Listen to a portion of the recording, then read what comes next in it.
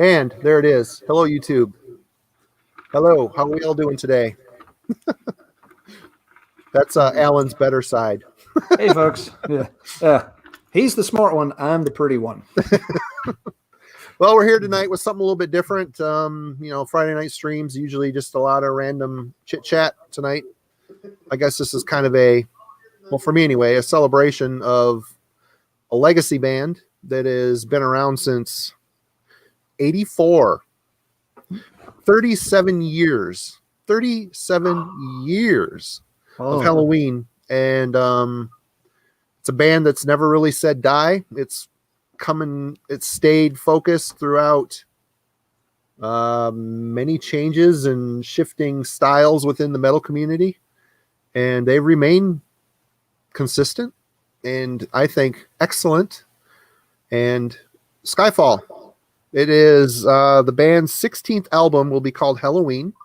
It's coming out in June, and they have put up a single, which I am anxiously awaiting for my copies of the vinyl to arrive. But Skyfall launched today, and on video and Spotify, all the digital services. And Alan, my dear friend from Let's Talk Metal, what'd you think of the song? It sucked.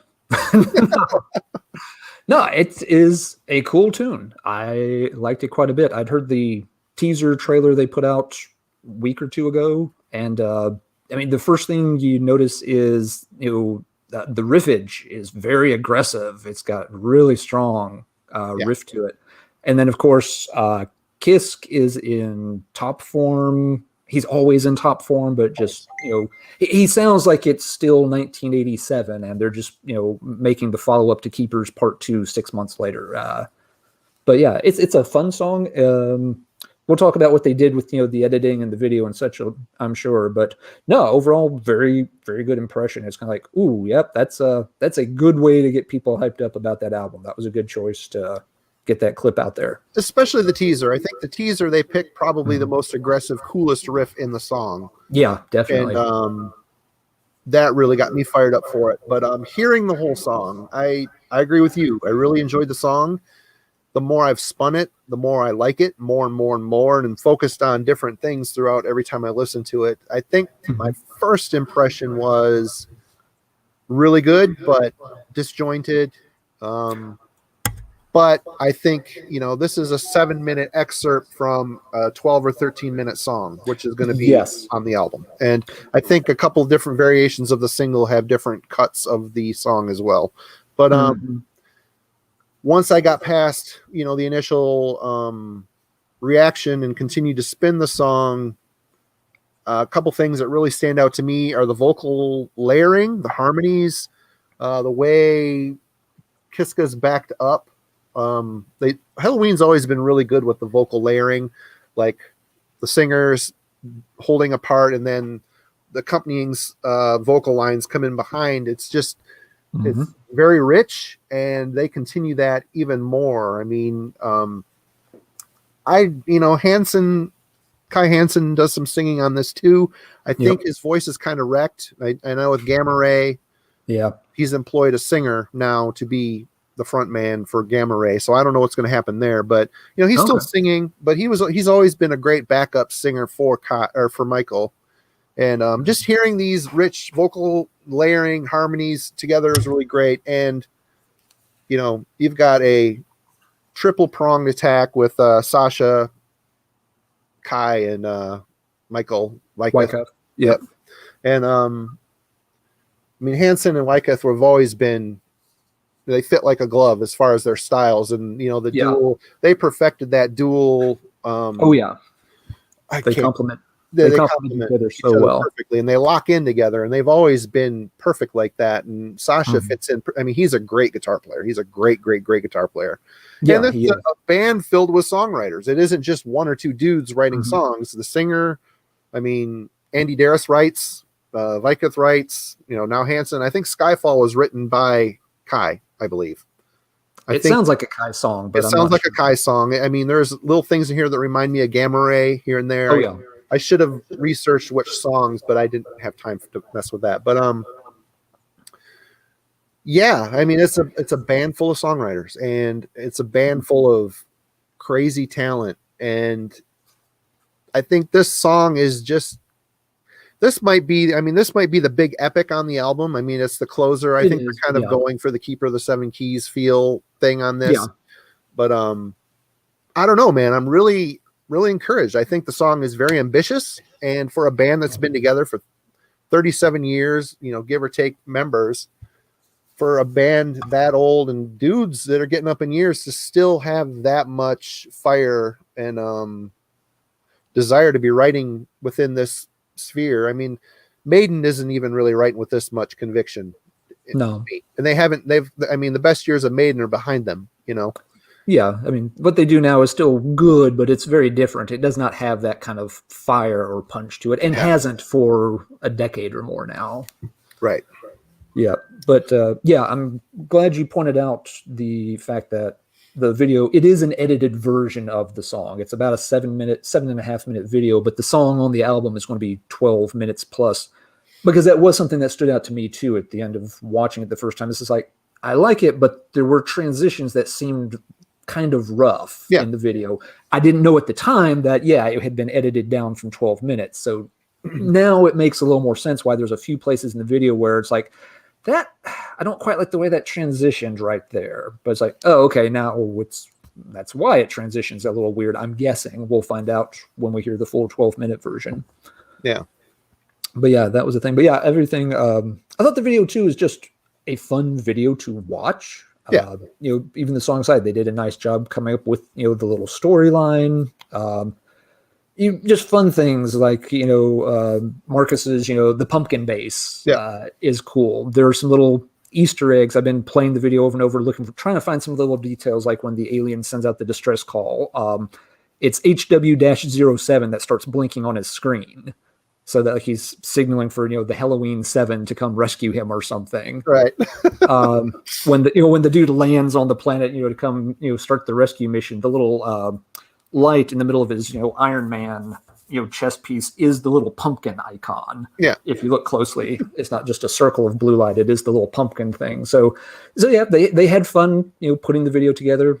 My favorite moment though is definitely, when they're trying to escape and, the little alien's trying to get a ship going, and it finally takes off. And it's just very quick, like for 1 second, the alien just kind of gives you this big grin, goes, yeah. You're just like, that's fun. I mean, it's fun and it's cheesy fun. What's that? It's the kind of has always had with their music. Yeah. Someone's going to look at them and be like, oh, that's corny. That's stupid. It's just like, heavy metal does not always have to be this serious and dark. Yeah, you don't still joke, why band members never be smiling in their pictures. I was like, look like they're either constipated or looking to fuck you up or something. And Helloween never had that approach. It was always a little more lighthearted, and it still shows all this time later that little alien just, I'm getting out of here, fuck you motherfuckers. So you mentioned you thought that this could have fallen after Keeper 2, right? Do you we've only heard 7 minutes worth of music for this album, so I mean, this is all conjecture, of course. But where do you think they're going to land with this record? It'll be interesting to say.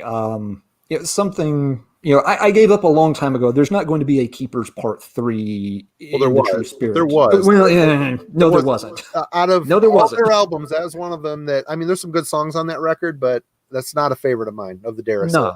No, but and that was something that was a sticking point for me for a long time with Helloween in the 90s, is that I was waiting for Keepers Part 3, and every time it didn't happen, I got a little more kind of grumpy, disillusioned, and wasn't paying as much attention to the band because I wanted something that just wasn't going to happen. So this album, no, it's not going to be a Keepers Part 3, but it has the potential. It's from this one song, and yes, it's the big closing epic, which could be very different in nature from a lot of the songs on the album. Yep.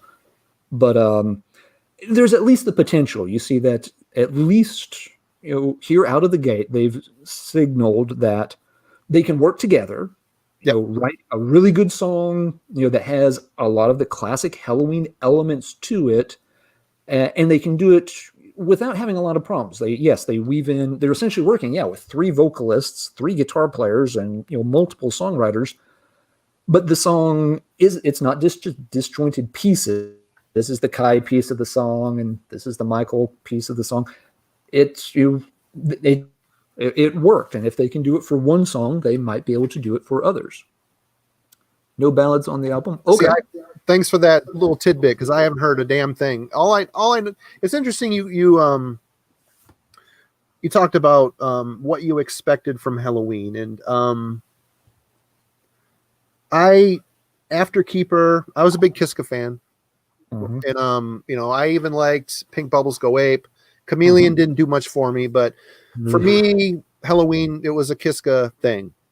And when I heard early on, when I heard Andy Darris, it didn't jive with me, because like I wanted a certain trajectory to be maintained. I think most fans of legacy bands have similar, reactions to, you change your singer, that is like cutting the head off the king, Yeah. In most cases, it's the biggest change you can make to a band. It's the most identifiable part of the band. Yep. Yeah. And all the years, it was obvious that Helloween maintained a Helloween formula, but they adopted more of a commercial slant, we'll say. I think Darris brought a bit of a commercial touch. This was an uneducated opinion, because what year was it? 2016, when they got back together with Pumpkins United. Yeah, the Pumpkins United thing. I was watching a Vakken live stream of their performance, and it was the first time I heard a lot of those Darris songs. And I don't know if it's just the passage of time, our tastes mature, we let go of things that used to bother us when we were adolescents. And that shit, I've talked about this in my Darris video, but it clicked. And I'm like, wow, Andy Darris has a great fucking voice. He fits perfectly within the Helloween formula. And the Darris songs that they presented in that performance were great. And it sent me on a tear to pick up, because I didn't own any. I remember getting Better Than Raw when, I was writing for Maniacs. That was sent to me as a promo, and Mr. Doom and Gloom, death and black metal guy just couldn't get into the positivity of it. Well, now that's like one of my favorite albums by them, and I went on a tear and bought all the Darris albums, and like all of them except for one, and it isn't because the whole album sucks. It's just there's a couple songs on that bug me, but which one is it you don't like? The Legacy, the Keeper's Legacy. The Legacy. Okay. It's 2 CDs long, which is too much. Yeah. And it seems like they're really trying hard. Really, they're trying to really too hard. A lot of people like that record too, but power to them. And then, after, amassing all this material and really digging in and loving it, I listened to Darris Helloween more than old Helloween, just because I grew up with that old Helloween, so I've heard that stuff a million times. So this new stuff is really fresh for me still. Oh, so I started to get a little concerned. I'm like, okay, so they're bringing Kai and Kiska back, which seems like a career saving move to me, but to me it's the last 2 Helloween albums were great. I liked My God-Given Right. I liked Gambling with the Devil. I thought they were both great records, and I liked all the albums leading up to that. And I'm thinking, how's this going to work? Is it going to be just the Kai and Kiska show now? Are they going to, push a guy that has been with them for 10 albums, help save their careers? Are they going to push him to the back and you say, oh, it's these guys again. Hey, everybody, come buy our shit, Yeah. Like this United Alive, where they put out that Blu-ray, it's really cool how they incorporated everybody. Kai just didn't come out and play the Kai songs. He was a member of the band. He played all the songs. Him and Michael both learned and were incorporated within, and it was really cool how they did it. So that kind of let me think that, okay, if they're going to put out an album, it might work. But if you noticed the marketing for this Skyfall, Darris sings on it, but it's not a lot. It's mostly Kiska and it's mostly Kai. Well, that's going to be the selling point here for sure. That's the selling point. And everybody, I'm sure everybody, Andy and everyone else in the band, had to realize that going in. Nobody, they're all going into this with, eyes wide open, that this is going to, whether they like it or not, whether it's fair or not, it's going to be, trumpeted as, the return of Kai and Kiska. And he wanted it. I've seen interviews with him before they even got them all together. He's saying, I wish that we could all get together and do something.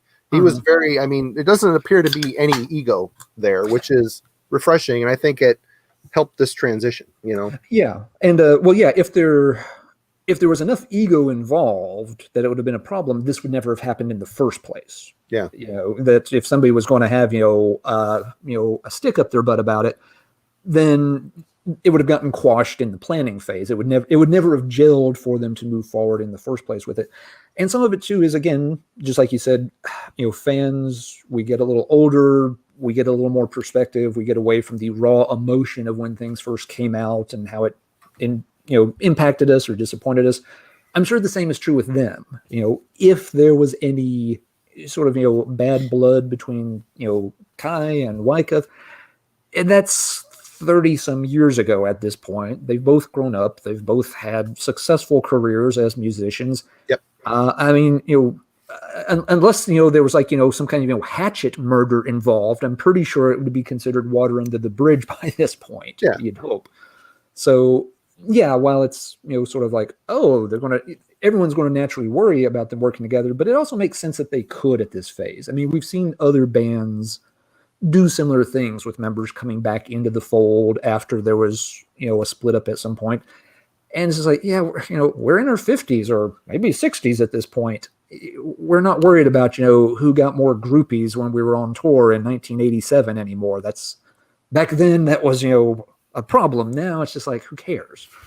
Yeah. So yeah, it makes sense that they can work together with it pretty well. And we have seen it work well for other bands. So maybe we shouldn't be as surprised that they're going to all signs indicate so far that they're going to be able to pull it off really nicely. Yeah. I did get I posted some stuff on Facebook. I got a few comments that I guess are worth mentioning here. Sure. Going back to the song Skyfall, Hugh Morgan, who used to do a YouTube channel, pretty amazing collection actually. He said, the sound of the song is starting to make me think about how did they go about making this, not wanting to just get into the song itself. I suspect, like so many other things out there, it's a damn Kemper behind the guitar sound. It's clinical and sterile. When I play the older material, I think horror, science, hope, and most of all, metal. This doesn't. The sound is important. And modern time, and I noticed listening to the song on YouTube, when you upload a video to YouTube compresses it, the sound. So the sound is going to be thin and shitty on the on YouTube. And I can't fault a band for relying on technology. Like the Kemper is like a guitar modeling tool. It can capture the sound of an amp and, play it perfectly out of a box. It looks like a giant toaster. There's other things like Axe Effects. There's amp modelers. It has become common practice to forego spending lots of setup time in the studio, miking amps, getting a sound, whereas you can just plug into a box that already has the sound on it. It's a digital representation of the sound, but a sound nonetheless. The last bunch of Helloween albums have been very modern sounding, yet within the realm of the Helloween sound. And if you're looking for an old school 80s rip and tear sound, I can respect that. Believe me, I love that shit too. But times have changed in a genre right now where more bands like this make money on the road. They don't necessarily make money in album sales, though. With the pandemic, that might change. It's hard to say. It seems like people are they're not going to shows, so they might be more willing to buy stuff to help support bands. Yep. What did you think of the sound of Skyfall? Didn't bother me a lot. Yes, it sounds different, but it's 30 some years later. I don't expect it to sound like Keeper of the Seven Keys, and it doesn't have to in order for me to enjoy it. I'm not as familiar with all the more recent Helloween albums, but yeah, they've had changes in sound over time, so it's not a surprise that it's going to sound different. And yeah, this is a relatively big name band in non-mainstream music terms. And so, yeah, it would be a little weird in a way if they weren't, trying to use some modern technology and get, a quote unquote modern sound to it. It'd be a little strange if they were trying to, completely go back and recreate a sound that, they'd have to catch with equipment 30 years ago. So it doesn't bother me a whole lot. Yeah. So getting back into the past, you jumped off after the Keeper albums, or did you stick around for a little while? Oh no, I stuck around for quite a while. Yeah, my first introduction to Helloween was actually on a little compilation tape, and I've waved it around on some of my videos before. But yeah, one of the songs from Keepers 1 is on here with "I'm Alive," Great and song. yeah, it just blew me away. It's got incredible. Again, the guitar interplay is incredible, the soloing is incredible. And, I'd never heard of vocalists like Kiske in a metal band at this point. I was more used to, Bay Area thrash and, sort of, Iron Maiden, Judas Priest type stuff. So, hearing that, it's just like, I've got to find something else by this band. And, eventually, yeah, picked up Keepers Part 1 and, went from there, picked up stuff backward and forward. But, no, I stuck with let's see. The last Helloween album I bought when it came out was Better Than Raw. And kind of like yourself, it came out at the wrong time for me. It came out in, I think, 98. I probably got it in early 99. And at that point, I was more interested in, what was happening in death and black metal. Me too. I'll also admit, that was a 1998 through 99. Let's just say life gut punched me a few times. Yep. So I was not in a mental space where I wanted to listen to what my friends and I used to call happy German power metal. It's just like, no, everything sucks right now, and I want to hear something that's more violent and angry sounding because, that's the headspace I was in. So that, yeah, my reaction with the Darius albums, I don't like Darius as much as you do as a vocalist. I think he's an okay vocalist. He's got a good sort of blue collar, approach. I like that he doesn't sound like every other power metal vocalist. He doesn't. He really doesn't. He's got his own timbre, very unique. He's got a little more of a rasp to his vocals. I think of him as more of a blue collar sound. He's not trying to sing this, high, pretty kind of. But sound he can do that. He can when he needs to, but it's definitely not what he does most. But no, let's see. After the Keeper albums, took me a long time to track down Pink Bubbles. Had to order it as an import from a local store. Liked it a lot. It has its misses, but it had enough good songs on it that I still enjoyed it. And then, yeah, the Chameleons Disaster happened. That one, yeah, if you know the album, you know why I'm, at a loss for words here. It's just a mess of a sound. And that one I was introduced because I found a really expensive import of one of the CD singles at the local record store. It's like, yay, new Helloween material. And it's got weird song titles and weird goofy pumpkin art, but that didn't throw me. But boy, when I played that thing, I was just like, what the fuck is this? Mm-hmm. So, moving then into the Darius stuff, the first couple of albums I didn't mind. I thought Master of the Rings was, a good return to form overall. That's a great record. I think they went gold on that, I believe. They got a gold record for that. It sold incredibly well. I bought it at a Camelot record store in the 1990s. You can find the stuff. It was an album that, I liked it. It got Helloween kind of back on track. But over time, it was also an album, it plateaued, and that was it. It was like, I like that album this much. Being a professor, I tend to think of things in like, letter grades. Sure. And, to me, it's a B album. It's not a B plus. It's not an A minus. It's not a B minus. It's just a B album. I like it. It's solid. But, over time, more albums come out. You're playing old favorites. You're listening to new stuff. It was not the kind of album that I really went back and played a whole lot as time progressed. But it was a solid album. If there wasn't these albums leading up to Master of the Rings, do you think you would have had a different grade for that record? That's a very fair question. I've asked myself that. If it had a different band name on the cover, if it had come out and it had been called Raging Fury, Master of the Rings, and it's just it has a bunch of guys that I've never heard of before Would I have graded it differently? Maybe. I might have given it a little more slack. I mean, I didn't mind it at all when it came out. A B is a positive grade, and I struggled as a young guy getting, like I said, extreme thrash led into death metal and led into black metal, and I've always appreciated thrash or traditional and power metal, but it was kind of on the back burner during that era.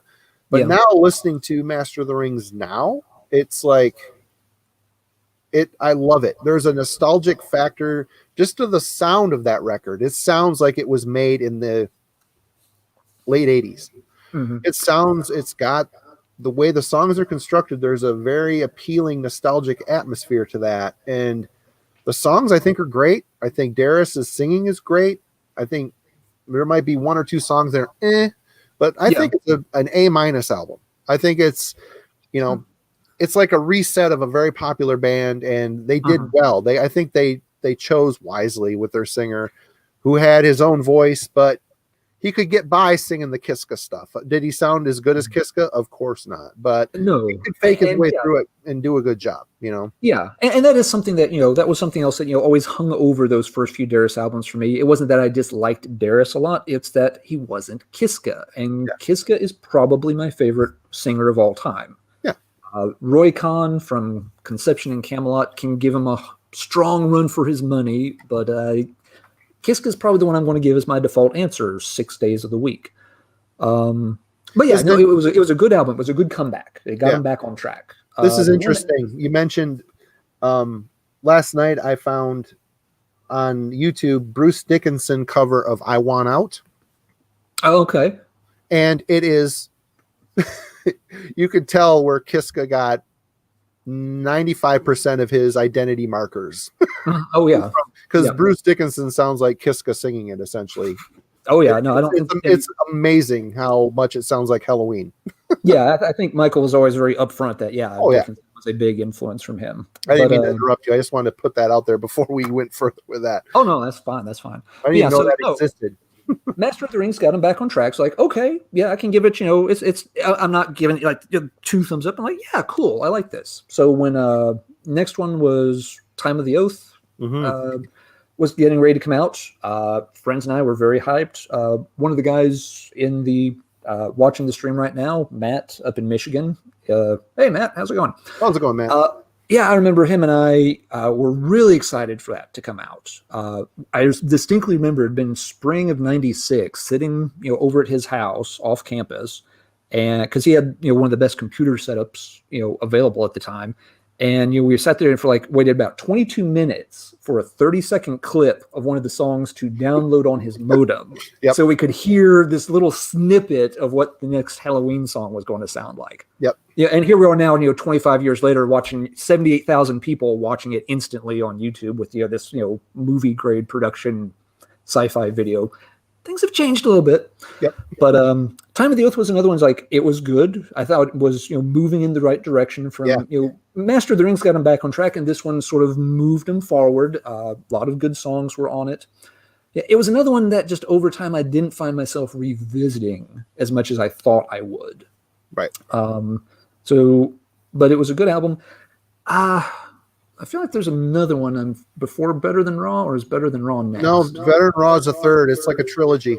Okay, Better Than Raw is the next one. And that was the one that derailed me. And as I said earlier, part of it was just where my headspace was at.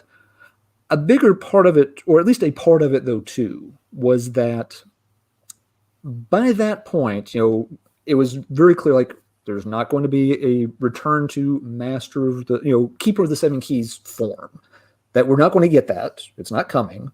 So that's, had to deal with that reality. There was also the reality that at that point, there were a lot of other power metal bands in Europe that were doing albums that I thought were better than Helloween's albums. That, Helloween essentially invented this style, this European power metal style in '88, and it took off in the '90s. And by the time you got to '98, Helloween wasn't, creating the genre. They were just part of a genre. Yeah. And I felt, you had Blind Guardian was in the middle of making 4 of, the best studio albums in a row. Oh, yeah. Of any band where, they go from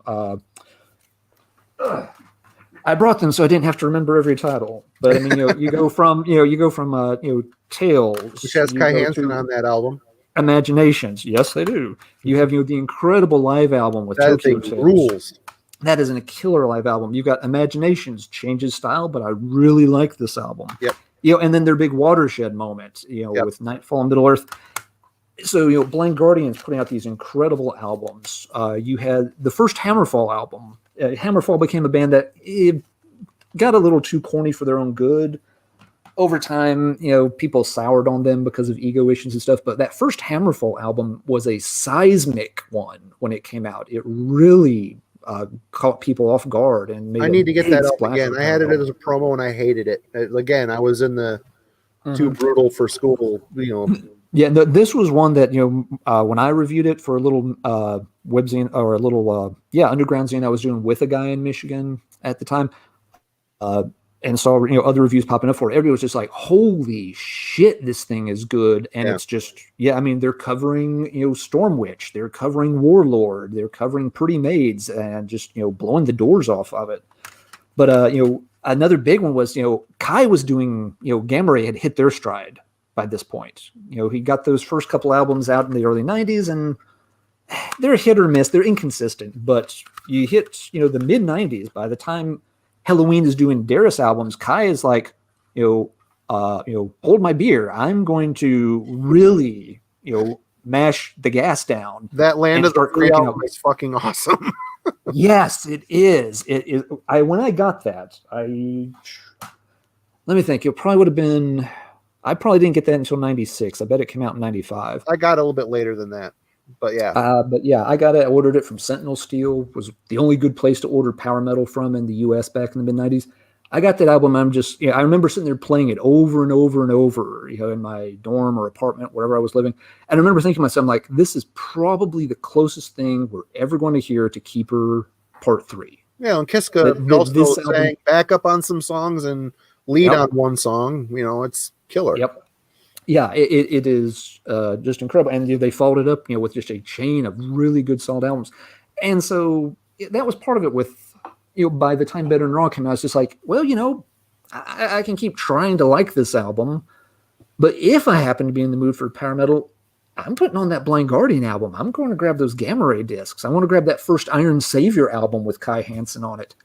I don't, Helloween's just, they're part of the pack now. Mm-hmm. They're not out front leading the charge anymore. I would invite and as such, they just kind of, I lost track of them for a while. Yeah. I would invite you to revisit Better Than Raw. I think I have since then. There, at least the song on there called Revelation. It's in the middle of the album. It's like the long, really heavy, kind of progressive, really, it's aggressive song. There's a lot of more commercial sounding stuff, but the songs are so fucking catchy. It's like Helloween earworms, Oh yeah, no, there are good ones. I'm pulling up the track list. Falling Higher is a great track. Yeah, I like I Can. Is a very good one. I Can is good. I Can is good. Yep. Yeah, so there are some good ones. There are ones I don't like on the album still. I'm not a big fan of the opener, Push. I kind of like that. It's aggressive there too. It's an aggressive one. It is. It's very staccato sounding. Like somehow it just kind of, that throws me off that it's not smooth the way most Helloween is. I don't Spit on My Mind at all. Yeah, that's not a good song. Midnight Sun, yep. Midnight Sun is a good one on Better Than Raw too. Yep, good call there. But, it's a good album. It's a fun one to drive around to. And if you're not thinking about what came before or what was going on at the time, and being an older, almost 50-year-old dude, I'm like, I can hang with this all day. And that's part of it now too. Yeah, in '98, I couldn't do that. Yeah, I couldn't get over the fact that this is not Michael Kiske singing "Keeper of the Seven Keys" Part 3 to me. God damn it. Yeah. Now, 32 years later, 32, 22. Don't talk about it. We're old. Several decades later, I don't approach the album from that same headspace. I'm just like, okay, let's go back and revisit this and see how it is as a power metal album. Okay, hey, there's actually a lot of good songs on here. I didn't give it a fair breakdown at the time, but I couldn't. For all the things I've discussed, it was not it was not an album that was going to get a fair, objective, quote unquote, kind of shake from me in '98 for multiple reasons. Not only did they pick Darius, I mean, they did a good job in picking Roland Grappow as well. He was a very, I mean, Kai Hansen was a big part of the songwriting. I think he always tried to encourage Leike to do more writing, but he just did what he did for every album. That was it. Whereas Kai was, Marcus Grosskopf, he also writes a lot of songs for Helloween. It is a band full of songwriters, which is really cool, I'm sorry, go ahead. No, go ahead. Oh, I was just going to say, I think, you're right. They picked very wisely with those lineup changes. They got guys, they've stayed in the band all this time, so they obviously were a good fit. But they also ended up being a good unit. It's no secret, that there were divisions in the Helloween camp during the Kai and Kiska era that... Well, there was the lawsuit with Noise was a big deterrent for the band. And Ingo killed himself, and there was a mess. But Ingo's suicide came a little later. Any core, group of guys, it's going to wear at them. All they want to do is make music and tour, and they can't do it because the label's being a dick. But Wyckoff and Hansen, they did have sort of different styles that they wrote in a little bit. Yeah. It was never very hard to figure out if this was a Kai song or a Wyckoff song that you were listening to. Like Eagle Fly Free, that's the Wyckoff song. But it is an unusual Wyckoff song. And first album, the last song. Oh, Helloween itself. Yeah, no, on Walls of Jericho. Oh, but hold on. I brought it so I didn't have to remember. I wrote it down in my diary so I wouldn't have to remember. You're smarter than I. Wait. I thought you were the smart one and I was the pretty one. No. Okay. You've got both of those cards. What have we got? How Many Tears? Yeah, that's like a song too. And I wouldn't think that was. I would think that would be a Hansen song. But that is just how ingrained those guys are. They're coming at it from the same point of view, Why they could they could gel very well, but regardless, once you get the lawsuit drama out of the way and the lineup settled down, and they had found a guy that they worked well together, they sounded well together, and it obviously worked. They remained a unit all this time, and good for them. They've carried on a lot better than most bands have of that era. Something that occurred to me, like you were talking earlier about them, that they've been very consistent through time, and they really have. They remind me in that regard a little bit of Testament. If we want a thrash metal analogy for no particular reason, that a lot of bands come and go, and a lot of bands have changed style or fallen by the wayside or had too many lineup changes that the band's not really recognizable anymore. And then you have Testament, who's just kind of kept making Testament albums most of the time. Yeah. And they flirted with death metal a bit, where so many bands didn't. That Low album, they did some death metalisms in it. You could tell they wanted to try to dip into heavier stuff, and there's a little bit, it didn't work for them, so they kept on doing what Testament does, which Helloween never really did that. Although The Dark Ride is maybe their more grungy album, I guess you could call it, darker album. There's a little variations there. Obviously Chameleons was let's call it an experiment and be nice and polite about it. Just reading, promoted power metal highly in the 90s and early 2000s. Helloween's bigger than Slayer here. That's cool to know. In the 1990s in the United States, you couldn't give power metal away. No. You could not. No. And I know that maybe the thing about Brazil is really interesting to know. But for other folks, probably really after the breakup of like Priest and Maiden, or not the breakup, but the lineup changes, there was no interest in the United States in traditional metal. I know I've told you this before, Marty, but for other folks watching who haven't heard it, years ago I was talking to King Fowley from Deceased, at a show. He was playing with October 31st, cool band, a lot more traditional sounding than Deceased is. And he was telling me that it was, like right around like late 96, early 97, he had talked to some of the folks at a couple of different labels about, trying to get October 31st, signed. And they just flat out told him, like, look, we like you, but we can't sell this. Nobody wants to hear this in the United. We cannot sell. If we put this out on CD, it will sit here and do nothing. We are not interested in making this kind of stuff. Yep. They just flat out rejected it. The funny thing to him, kind of the ironic part, was that, yes, then when you got to 97, 98, and Hammerfall hit, and all of a sudden there was this huge surge of interest in that stuff. And all these bands that had been playing in Europe in the 90s, like Blind Guardian, Gamma Ray, Stradivarius and stuff, all of a sudden, the floodgates open and they come into the U.S. territory and do really well. And King Fire was just like, God damn it. We were trying to get this out here in the U.S. And 2 years ago, you wouldn't have looked at us. Now I could probably get this signed really easy. Right. Shit. Yep. And that's just, a testament to bands like Helloween, like through all those times where the public opinion on power metal was, in the U.S. anyway. I'm sure it's always maintained a level of popularity in Europe and like Gutto Doom, Brazil, a little more popular than it is here. But hats off to them for doing not, bending to the will of what was popular at the time and just doing what they did, and that's slogging it out. I mean, it's still produced a lot of really good albums, a lot of really good songs. Not, maybe every album doesn't have A+ material on it, but at least 6 songs are A+ material, and that's enough. If it's a 45-minute long album, 6, 7 good songs it's enough. It's enough to justify the purchase. It's enough to, forgive a couple of missteps in the songwriting or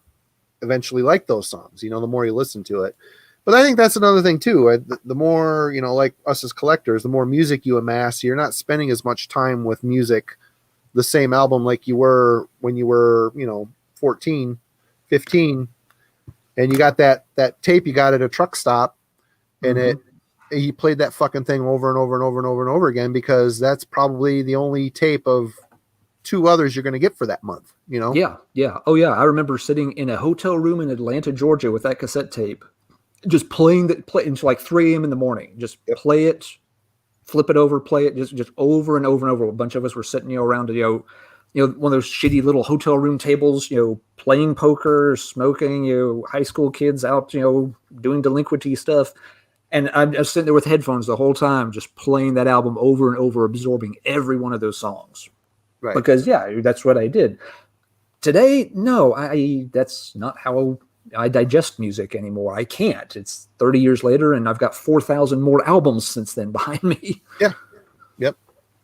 I've got a comment here. I'm getting a few just from friends on text. Yeah. Buddy mentions that Helloween actually helped cause the decline of power metal in the U.S. in the early 90s. And I'm not sure which angle he's coming from, but there is a thing there that void where Helloween was tied up in the lawsuit for the better part of 3 years. And then all of a sudden their stuff, could only, when they finally did get Pink Bubbles out, it was import only. It was never, Yeah, I remember that. It was an broadcast. Expensive fucking album. Yeah. And that, that probably did hurt because that was the most visible band. Again, it can be easy to forget. They were on RCA in the United States. This was not, a small limited run demo only ordered out of the back of a fanzine thing in 1987. This album was selling hundreds of thousands of copies in the US. And all of a sudden they just disappeared. And I remember, it drove me and my friends nuts. It's like, when's the next Helloween album going to come out? And then they put out an album called Pink Bubbles Go Ape, which makes no fucking sense. And half of that album is good. The other half, the last half, is not very good. And it's got and it starts, an unfortunate trend of cover art with, lady stares at fish. Like, oh my God, they've been notorious. Other than this new album they've got coming out, which is the art is fantastic. They've had a long list of albums that have really stupid fucking covers. Yeah, they have. It makes it hard to buy, but their disappearance from the heavy metal landscape there for several years, where no one in the U.S. necessarily knew what was going on, and the follow-up wasn't available. It certainly didn't help propagate that style of metal as being important and visible. So that's a great point. See where Matt's coming from. Yeah, that's a good point, Matt. That was during a time where stylistically times were changing fast. I mean, Death metal was picking its head up, and thrash was starting to get tired and phased out, and death metal was the thing that everybody wanted to listen to. Yep. When did, let's see, Pink Bubbles technically comes out in 91. Do I have the exact? Yeah, it came out in May of 91. 6 months after that, you have had the Black Album, Nevermind, and 10 come out by Metallica, Nirvana, and Pearl Jam. Yep. So you couldn't pick a worse time to make a ho-hum power metal album that most people are never going to get to hear anyway. Right. Yep. It's tough. And it is impressive the impact Nirvana had on metal.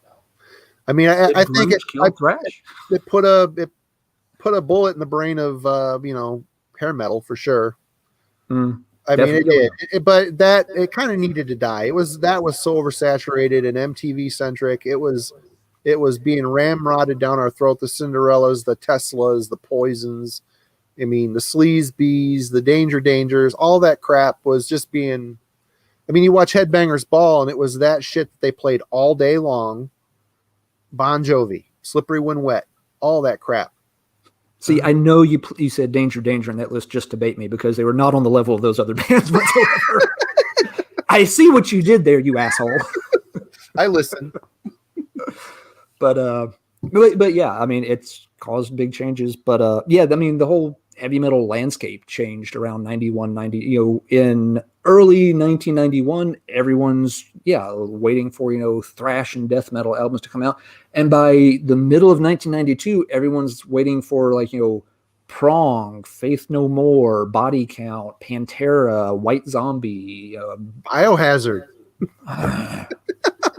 Fuck Biohazard.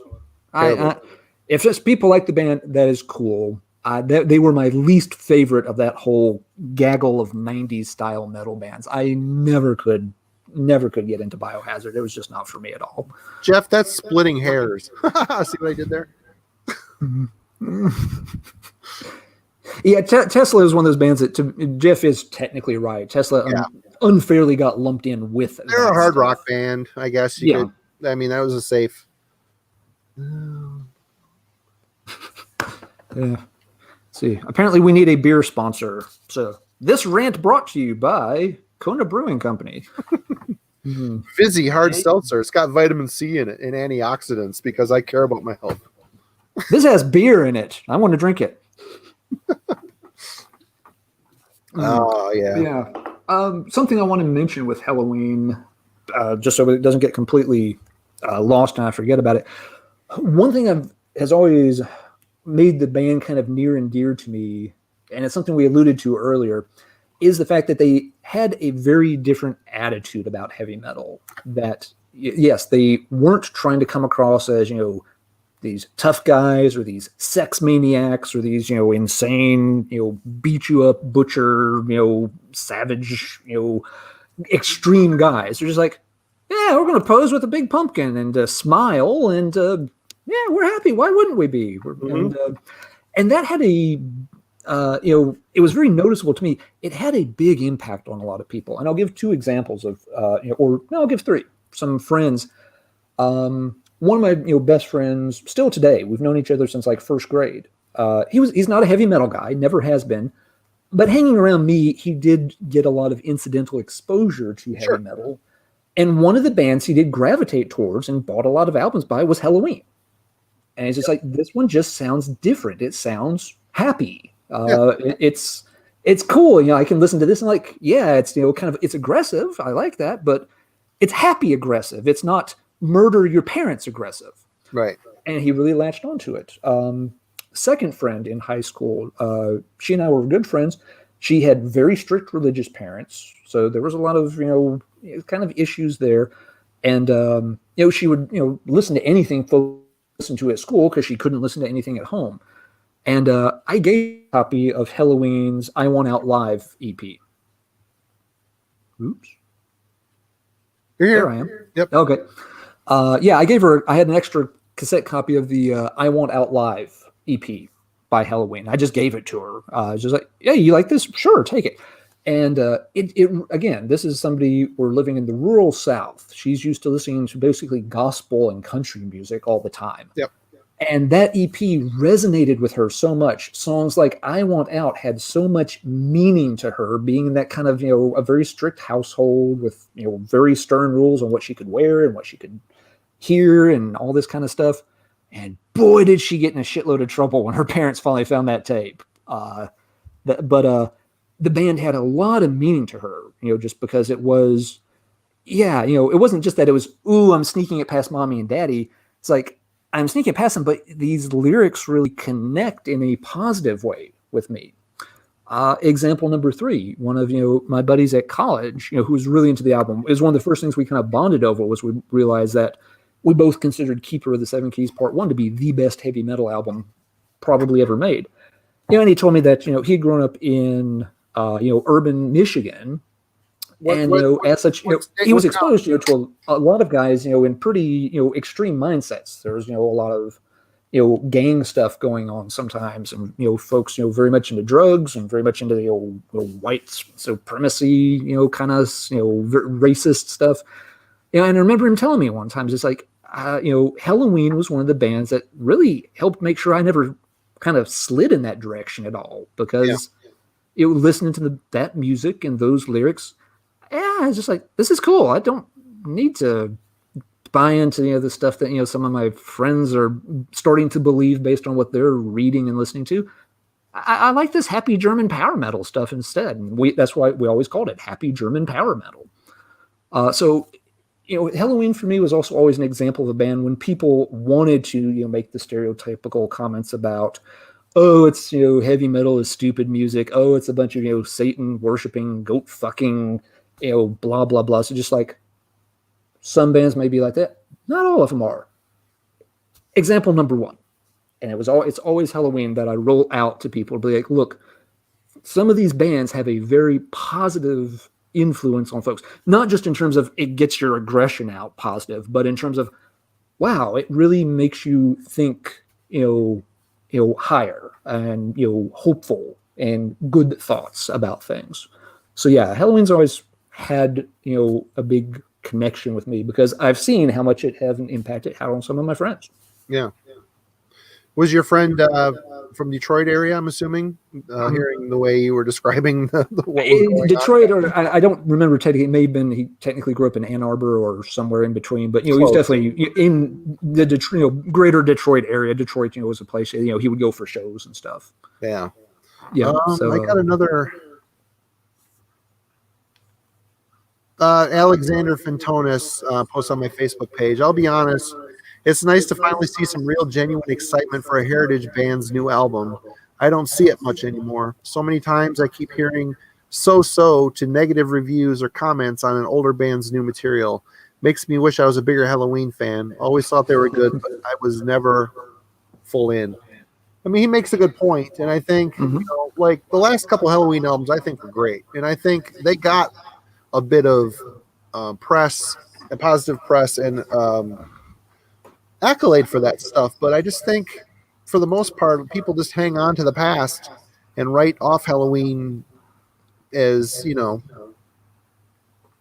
oh, it's not this, it's not that, but, not really giving it much more than a minute's worth of listen on a YouTube or whatever.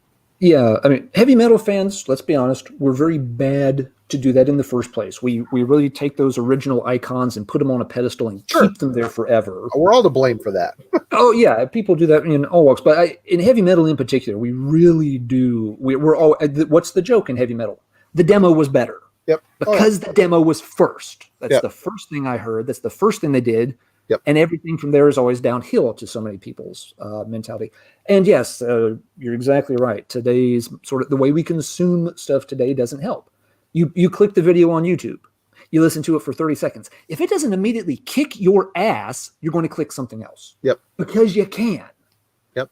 Again, in 1990, sitting in that hotel room, I had 3 cassette tapes. I can listen to this one over and over, or I could listen to one of the other 2 over and over. I can't sit there and wander through 100 different albums and songs by 100 different bands, clicking on things. I had a Walkman. I had 3 tapes. Yep. So yeah, you got to know the music much better. You had to, and maybe you didn't always like it, but you got to know it and you knew why you didn't or didn't like it. So, yep. What do we got here? I think that was my issue from Helloween becoming a top tier band for me. They were too happy sounding, not in one lyrics necessarily, but the riffs. They always had a happy tone, and it's not wrong. I think the first album is probably an exception to the rule, is along with the self-titled and Judas. All three of those releases are very aggressive speed metal. To me, that is speed metal. That's not power metal. That's speed metal. And it's a very close relationship between speed metal and power metal. But Kai just had a more aggressive way of singing, and his voice is very raspy, kind of reptilian sounding. Yep, and that album has Ride the Sky on it, which is probably one of the best songs that the 80s ever produced, heavy metal ever produced. It has Phantoms of Death on it. It has, Heavy Metal is the Law on it. It has Ride the Sky on it. It just goes on. But even this one, I mean, and everything you've said is correct. Even on this one, there are, when you listen to it, and get to, when you get past, the pure speed and Kai's, kind of, stranged voice, there's a lot of levity on this album. You've got, the song Gorgar is about a pinball machine taking all your money because you can't stop playing pinball. Yep. Who the fuck else would write that song in 1985? You've got, Hell Awaits is, on everybody's mind. Ride the Lightning, Trapped Under Ice, Possessed, the Mantis demos are out there. And Gorgar will eat you. Gorgar. It's like, what the fuck is that about? So the first time I'm listening to it, I'm like, it's a monster, it's a demon. Let's look at the lyrics. It's about a fucking pinball machine. So even then, they had that sense of humor about their music. Yep. And, Walls of Jericho is where I started. I mean, I think the first time I heard Helloween was on that Doomsday News Comp, Starlight. Yep. And I was just blown away by Walls of Jericho. I'm like, holy shit. But it was cool to be able to grow with the band, from that point on and be down with what, until of course I fell off. Obviously I didn't get Pink Bubbles and Chameleon until much later in life when it's been reissued. But, Keeper 2 was the last Helloween I heard for a long period of time, but then I was awash with the extreme stuff, and from there was all history. But it's been so much fun being older and falling into the Darius era and researching that stuff and liking that material so much. It's made me appreciate the old stuff even more. I don't listen to it as much because I've heard it so much, but it's just because the Darius era is so new to me. But I'm very much excited for Helloween. I think 16 albums, 37 years. That's crazy to me. And I guess this kind of brings me to I was in a chat today with Matt from the Dark Path, and he put out the thought that he thinks that this is going to be their last album. What do you think? I don't know.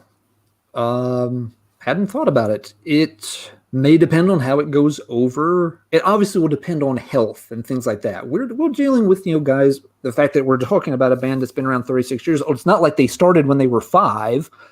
All these guys are getting up there in age of, if you were in a heavy metal band in the 80s, you're essentially, I don't know if it's technically possible that you're in your 50s anymore. Maybe, barely. You're getting up there. So it may depend on financial situations, health. I don't know. At least on this initial look at the album with the Skyfall video that we've started talking about tonight, they very much look like they're having fun. Except Wyckoff. He looks really pissed off in that whole video. Just down there like, and the drummer's like screaming at his drums the whole time. but all the other guys, they very much look like they're having fun. They've got a good sound. I'm sure they know that they've got, that they've gelled pretty well. The Pumpkins United thing was obviously a big success. Yep. So I don't know. I wouldn't write them off just yet. I think, if everyone stays healthy and, nothing crazy happens, They might be back for another round. We'll have to wait and see. But any of these bands that from that era that are still active, it won't take much before they are. Kiske only 53. He was only you're right. Now Kiske was very young when he was only 16 or 17 when he joined Helloween, I think. Yeah, I believe. Yeah, it's something in that age range. Yeah, he was pretty young. I'm really on line with what you're thinking here. I think. I mean, my first thought is it depends on how well the album does. If it's a massive success, I think that Kiske and Hansen continue on with Helloween. I think if it's just, here, Kai is 58. Okay. So, I'm not giving them quite enough credit. They're not quite as old as I'm thinking. They're not as old as that you think they are, but I think that 2 years from now, when they make another album, they're 60. Right. So they're not that far off either. This is a band, a legacy band that doesn't. They put out new albums regularly, and they tour on those new albums. Mm-hmm. They're not like most legacy bands, like Judas Priest. They'll put out an album and they'll go tour the classics most of the time. I mean, they're still Firepower was a big success, so they're playing some Firepower songs, but most of their set is old shit. I think Helloween are one of those, in that a band that puts out an album and tours. That tells me it's a band that needs money. This is all they've done. 37 years. They were teenagers when they started this band. It's been their only career this entire time. Although Darius, he owns the studio. He's a studio guy. He owns the studio. They recorded the new album there, I believe. Don't quote me on that, internet, because I'm not sure, but I think they recorded in Darius's studio. He's got other means of making money, though. Making money on a studio these days is tough because everybody's got studio type stuff on their phone these days. But I think if the album does really well, I think Kiske and Hansen stay with it. If the tour is successful, which obviously they're pushing off until next year with Hammerfall. They can tour, and when they can tour, yeah. And again, I mean, touring has been notoriously the main way that bands make their money these days. But now, with the pandemic, people aren't able to go to shows, like I mentioned earlier. They're buying albums more. So there might be a big groundswell of album sales. But I think if Kiske and Hansen leave, I think Helloween continues on with Darius, and they go back to doing what they do. Yeah. I think they probably need to money-wise. I think they probably still have fun doing it. I don't know. I mean, this is all we're just too speculating on something we don't know what we're talking about. But from the outside looking in, that just seems like it is the way it is. But I mean, I thought the same thing when Maiden put out Final Frontier. I thought this is their last album. Those guys are getting old. They're in their 70s, I believe. I mean, at least a couple of them. Yeah, Nico's 70-something. And that album wasn't very good. That album was pretty much garbage, I thought. I kind of wish they did quit, to be honest with you. But Helloween, I don't. That's the difference. Maiden, or Helloween, has always been known as the German Iron Maiden. In a lot of ways, they've I don't want to shit on Maiden's legacy because, I mean, they are the ultimate metal band. But, I mean, to me, Helloween has maintained a level of quality and consistency throughout their career, whereas Maiden has had some super soaring highs and some really bottom of the barrel lows that kind of continue on. Yeah. Yeah. Well, there's definitely a connection there. I mean, a lot of people, during when the Keepers albums were a thing and the RCA was a thing, a lot of people saw Helloween as the natural successors to Iron Maiden. That this is going to be the Iron Maiden of the 1990s. That they've got the killer vocalist. They've got the great melodic music. They've got music that has a wider appeal than a lot of other heavy metal bands do. But at the same time, they've taken what Iron Maiden did and they've made it their own. They've ramped it up. They've sped it up. They've expanded it, with the Keeper albums into this big, more operatic thing. It's Iron Maiden's management was sniffing around Helloween for quite a bit, wanting that because they saw that this was going to be the next big thing. Didn't Martin Birch manage Helloween for a while during the court stuff? Wasn't he their manager? There was connections there. I don't remember all the details, but But yeah, a lot of people saw that. Yeah, this was going to be Iron Maiden's going to do their thing and ride off into the sunset and hand the keys over to Helloween, and that's going to be the next thing. Yeah. Yeah, we've all wondered that, Slav. We're all wondering that. It's one of the great unknown mysteries of the universe. Like why there are so many brown M&Ms in every single pack of M&Ms. But yeah, Helloween was, if they hadn't got derailed there with, the lawsuits and, the problems with noise and such, it would have been interesting to know somewhere out there, there's a dimension in a universe where that didn't happen. And well, that was a perfect storm. I mean, they lost their songwriter during that time too, one of their songwriters. Mm-hmm. Yep. So, I mean, there was that, and there was the court case, and it's just amazing. And then, I mean, would that album, would Pink Bubbles Go 8 been the same album if there wasn't a delay? Who knows? Mm-hmm. Yeah. Yeah. And if, so many things changed right there. It's hard to say. But yeah, they're a band that has persevered. And well, again, by the late 90s, I felt like, they were, just part of the pack. But all the other members of that pack have mostly fallen by the wayside over time. Yeah. It was Stradivarius, which was never one of my favorites in that style to begin with. They very much, fell apart. Rhapsody got much too corny and, split up into multiple versions of Rhapsody. Hammerfall had, reportedly too much ego and, became a band that a lot of people looked at with derision rather than really, continuing to be awed by. A lot of those bands just, they sort of, Blind Guardian slowed down and went into a much more sort of symphonic, big direction. They were, in my opinion, Blind Guardian was the premier power speed metal band of the 1990s. But by the 2000s, they weren't. By the 2000s, they had lost that. Yeah. But Helloween, while all those other bands have kind of come and gone, Helloween has continued to soldier on. And like you said, they do it with new material. They don't lean completely on, the songs of old to keep them going. So, good on them. They're still out there doing new stuff and having fun with it, it seems. And you got to give props to Kai Hansen, too. I mean, not only, did he have Gamma Ray that's still going, Unisonic is a thing, with members of Pink Cream 69. And both of those albums are really good. And that was, go ahead. What were you going to say? Oh, I was just going to say, I just picked up the first one a couple of days ago, actually. The first one is very AOR influenced. The second one it sounds like a Helloween album. Yes, it does. It very much does. It's very much more metal sounding, but I was so satisfied with Gamma Ray and Unisonic that was another reason why I'm thinking, why are they getting back together with Helloween? Helloween is doing just fine being Helloween.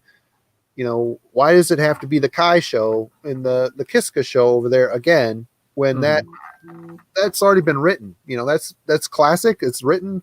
Why would they put themselves back in it to perhaps poison the well? You know what I mean? Mm-hmm. But they haven't. The single, to me, I can hear bits of Unisonic. I can hear bits of Gamma Ray. I can hear Helloween.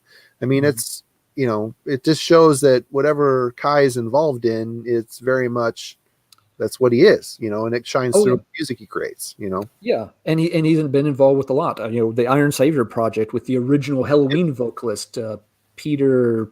Oh, man. I didn't put that one on the stack. I can't look it up fast. Right. But that was, it had elements of Helloween and elements of Gamma Ray on it. And it was very good. Now, that band, I felt like they started just making the same album over and over pretty rapidly. But at least at first, that was another one that came out around 97 that was really strong. And here's another great project for Kai carrying on. Another text message coming in from one of the guys watching it is like, Kai's done like all these little things for other bands too. Like, he was, involved with Blind Guardian, as you said. He was a Storm Warrior. Yes. He's done shows with them where he's saying they do Helloween sets. Yeah. He, really, helped them with, get off the ground to get, because you put Kai Hansen's name on something and that is going to still open some eyeballs. That Storm Warrior shit, I've got 3 of their albums now and it is crazy. I mean, there are like riffs on some of those songs that are like Murderer rearranged. Yeah.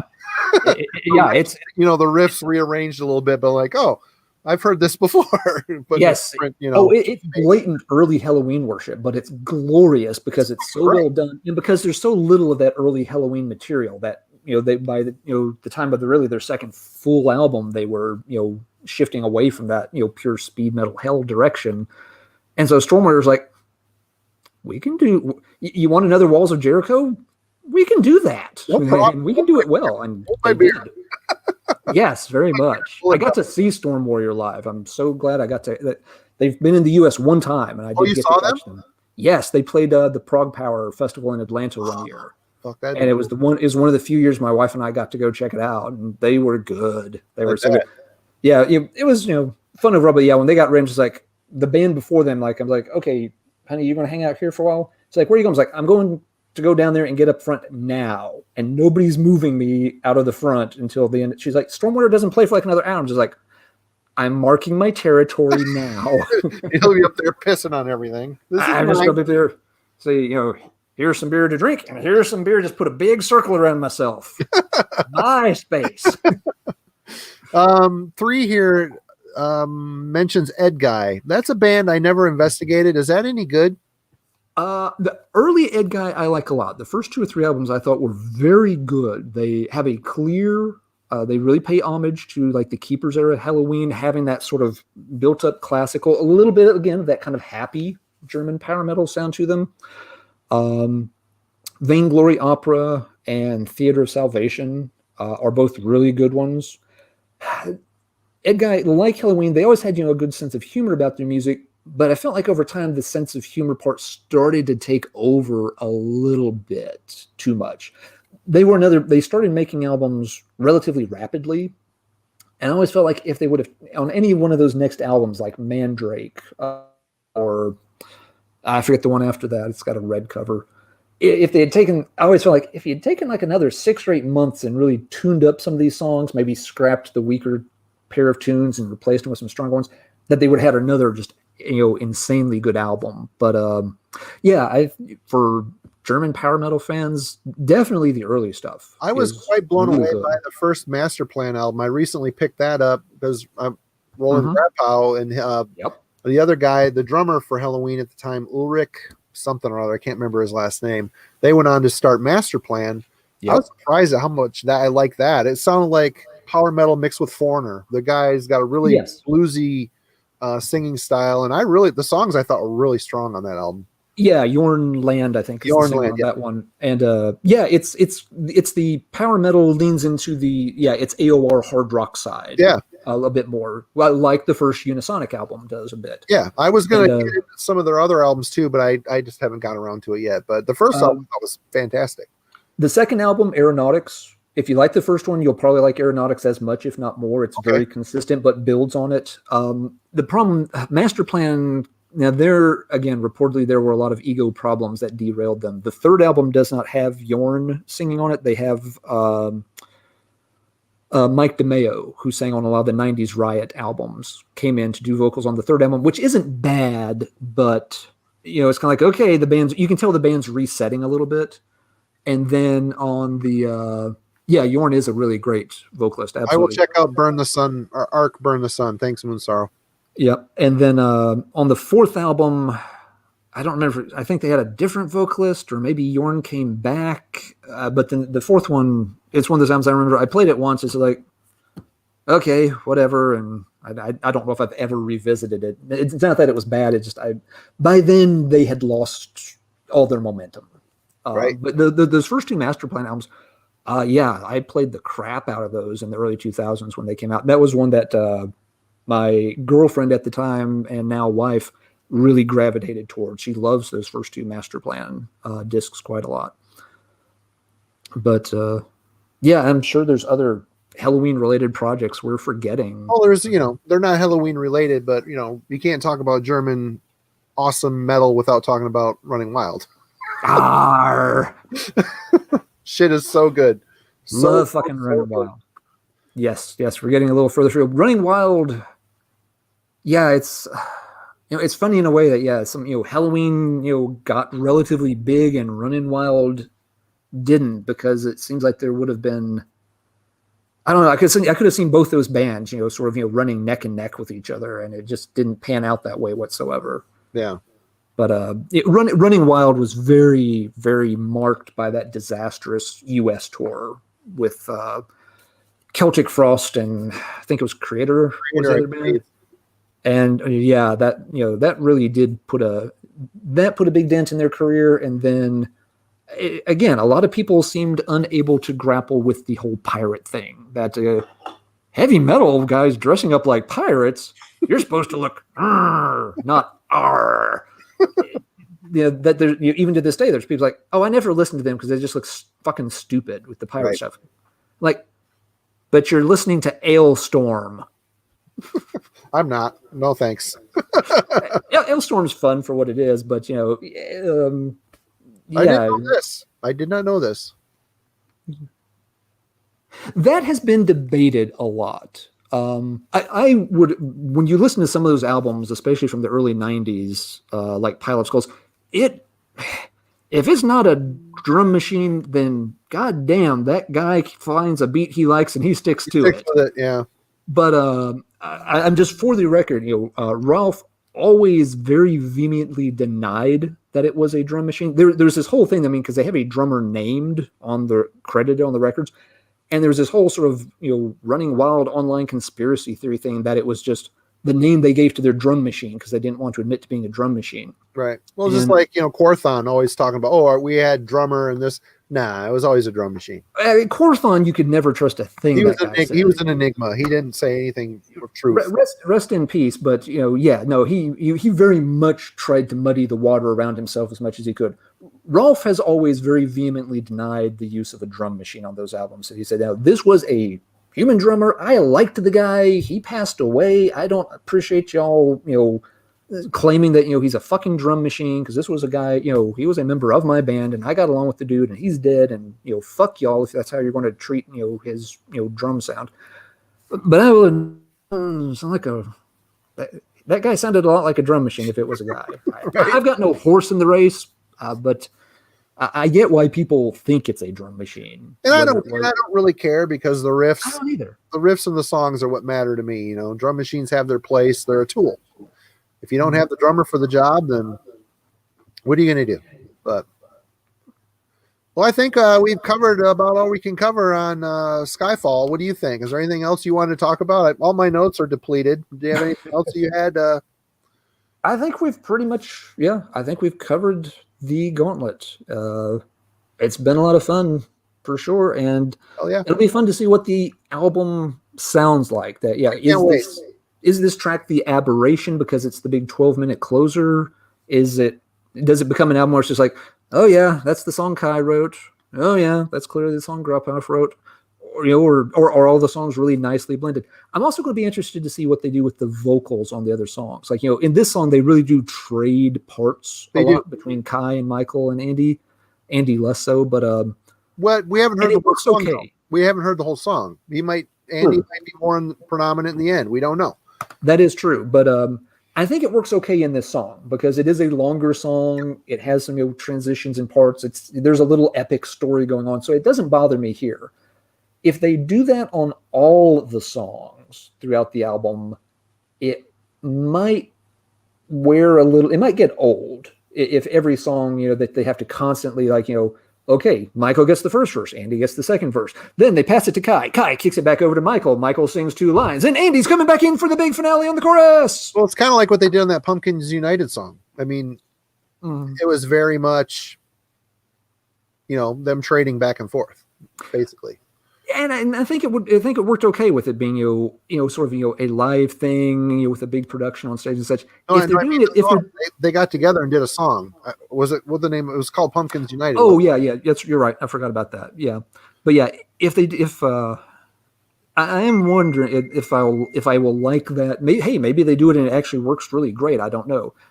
It's one thing I'm a little leery of, that it could make the album sound odd if you're switching vocalists too much in every single song structure. Right. Maybe not.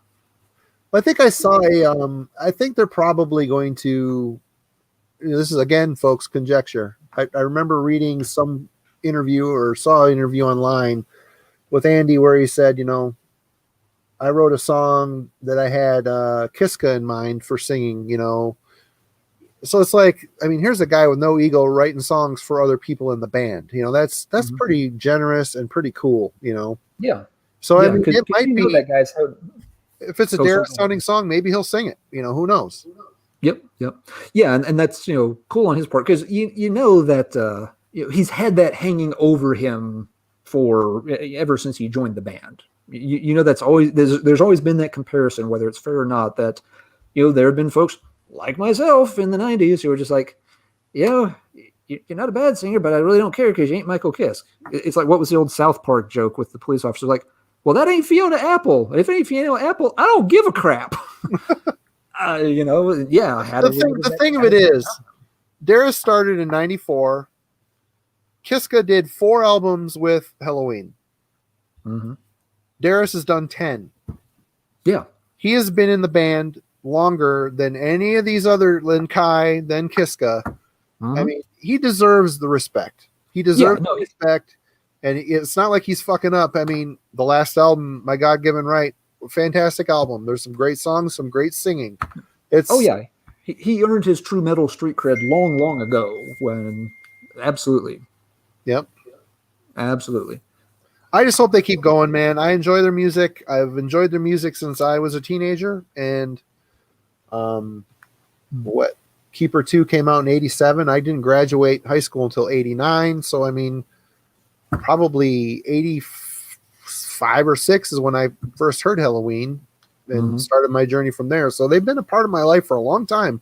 And, my son is starting to enjoy, the Darius era, more so than the Kiska era, just because that's what he heard first. But and that's cool. That to me is, it's an important. In fact, he's texting me. Mm-hmm. But it's been they've been a big part for me too. Like I've mentioned, lots of friends, have a strong connection to this band with me over time. So it'll be interesting to see. And something that'll be interesting, but we'll save this for another night. Is where does power metal and other forms of metal in general go when Helloween does decide to hang it up?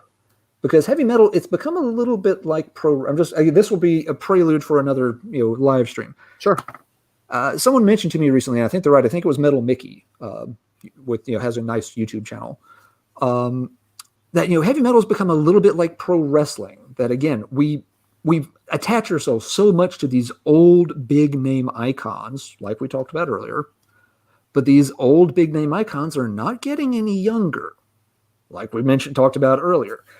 And so what bands have been sort of, prepped and waiting in the wings to, once upon a time, Helloween was supposed to be the next Iron Maiden. Well, who's supposed to be the next Helloween? If Helloween does decide that, we're 60 years old, we can't tour very well because, corona variants are still kicking around. Yeah, you know what? We've had a good run. We've got enough money in the bank. We can just call this a day. Where does power metal and the other styles of metal go when the Iron Maidens and Judas Priests and Halloweens of the world really do retire and not come back for anything else? It's tough, man, because times have changed, and these legacy bands have been cultivating their career for so long, for so many decades. Look at Priest. These bands have been doing it since, when Priest started. Priest was like before Maiden. 67. The first iteration of Judas Priest formed in 67. Look, Scorpions were about that time too, weren't they? Early. Were they earlier than that? 60. Scorpions as a band, I want to say, was maybe 70, 71. But some of those guys probably were in a band before that. Yeah. I don't know that the bands are there. I don't know if it's there. I'll tell you what band should have still been there and named a legacy band is Lost Horizon. So a lot of good ones never made it over the hump. Straight up, man. But let's save that for a topic for another night. That is a great topic for another one. And let me know when you want to do it. We can have a chat. We shall do so in the near future. Absolutely. Thanks for inviting me on. It's been a lot of fun geeking out on Helloween for a while. It's fun. And I'm glad we've had anywhere from 29 to 40 people tonight. So that's cool.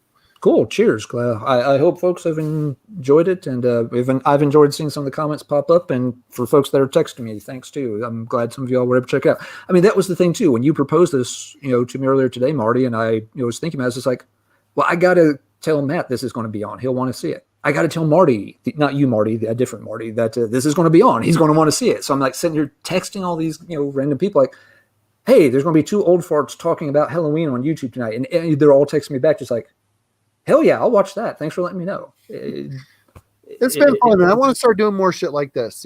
Get together with people and have more focused discussions on whatever topics we decide on. Beforehand. People are talking about Megaton Sword in the chat. Mm-hmm. I gotta tell you what, man. This Blood Hail Steel, Steel Hails Fire. Oh my God, they've got a great singer. The songs are simple, but it allows the singer a lot of room to shine. It's great stuff. Really impressed. Yeah. There are some very good young bands out there. Whether can they find their place and make a long run of it. We'll talk about it another night. We'll do it. And I really appreciate you, Alan. Thank you so much for hanging out, and all you folks, thanks for hanging out with us tonight. Absolutely. Y'all have a good night. Everybody, take care.